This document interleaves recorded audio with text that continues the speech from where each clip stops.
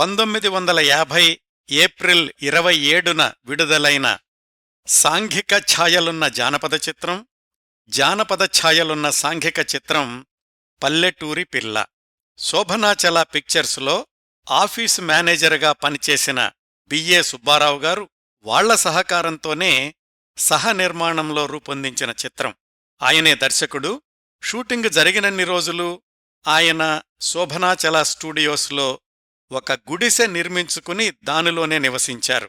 నటీనటులకు పారితోషికం కూడా సినిమా విడుదలయ్యాకనే అని ఒప్పందం చేసుకున్నారు. ఈ సినిమాకి మాటలు పాటలు రాసింది తాపీ ధర్మారావు గారు, సంగీతం సమకూర్చింది ఆదినారాయణరావు గారు. కథారచనలో కూడా ఆదినారాయణరావు గారు పాల్గొన్నారు.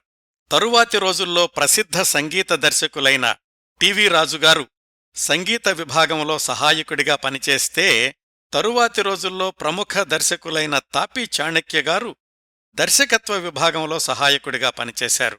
ఎన్టీ రామారావు గారు సినీరంగ ప్రవేశం చేసినప్పుడు అంగీకరించిన తొలి చిత్రం ఈ పల్లెటూరి పిల్ల. అంజలీదేవి గారు కథానాయిక. సినిమా ప్రారంభ దశలో మరొక ముఖ్య పాత్రకు ఈలపాట రఘురామయ్య గారిని తీసుకున్నారు. 2 నెలల తరువాత ఆయన స్థానంలో అక్కినేని నాగేశ్వరరావు గారొచ్చారు. ఆ విధంగా ఏఎన్నార్, ఎన్టీఆర్ల కాంబినేషన్లో వచ్చిన తొలి చిత్రం అయ్యింది పల్లెటూరి పిల్ల.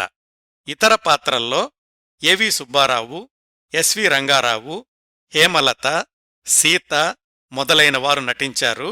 నిర్మాణం ప్రారంభమైన 2 ఏళ్ల తర్వాత విడుదలయ్యింది. ఈ సినిమా కంటే ముందుగానే ఎన్టీఆర్ నటించిన మనదేశం, షావుకారు విడుదలయ్యాయి. ఈ సినిమా షూటింగ్లో డూప్ లేకుండా ఎన్టీఆర్ ఎద్దుతో చేసిన పోరాటంలో చెయ్యి విరగొట్టుకున్నారు.